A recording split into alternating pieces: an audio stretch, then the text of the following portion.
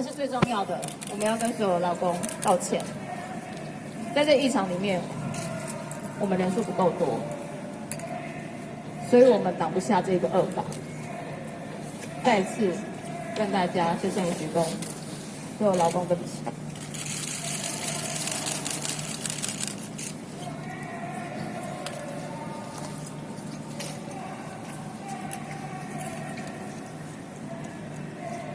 过去的这段时间，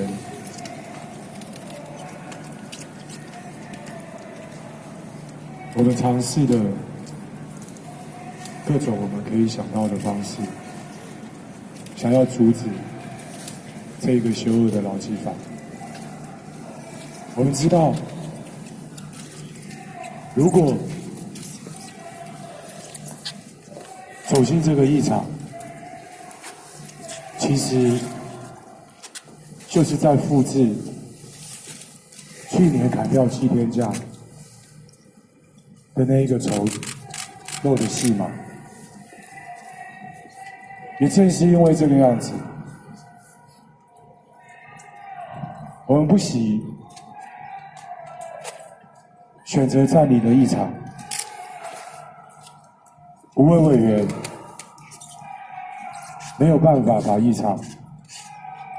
成功的守下来。当执政党的立委冲进了议场以后，我们坐在主席台上，看着他们可以若无其事的谈笑风生，我们没有办法再待在那个空间里面，因为我们知道接下来会发生的事情就是我们会从主席台上面被拖走。我们选择到凯道前面进食抗议，我们希望可以换回小英总统对他曾经许下的承诺能够有转圜的空间。很遗憾的，我们在凯道前面的行动在星期一的清晨被驱离了。我们回到立法院，再尝试着提出变更议程，希望这个临时会能够只处理总预算，把社会大众有重大争议的劳基法能够先行撤回，能够重新仔细的审议讨论。但是这样的提案依旧在表决被封杀了。我们回到协商的现场，提出了最温和的版本，但是我们的行政院寸步不让，让我们发现所谓的法案可以被讨论、协商，事实上都只是欺骗的话术。我们没有办法为那个协商的过程，我们也没有办法为那个协商的结果背书。刚刚协商结束了，我再次看到行政院的官员用柔软的语气，用美丽的话术，却包装着他们要硬干到底，伤害劳工权益这样的决心。我们没有办法帮这整个丑恶的劳基法修恶的过程背书。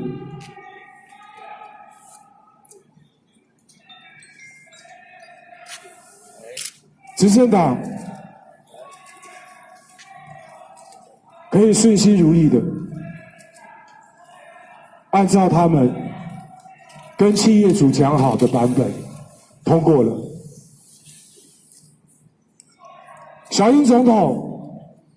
实质周休2日的承诺，现在变成连7休1都守不住，要退到14休2。去年整个劳基法唯一修正，对劳工朋友有善意的轮班11小时。我们去年基于善意，同意行政院让他决定施行日期，可以有缓冲准备的时间。结果没有想到，轮班11小时间隔的条文，完全没有施行的情况下，这一次又要再度的休2，退让到8小时。我希望我们现在还能够有其他的选项、其他的行动，来改变这个火车要碾过去的结果。但是真的要跟所有的劳工朋友说声对不起，我们很抱歉，时代力量党团5位立法委员，我们能想到、能做的，我们都尝试了。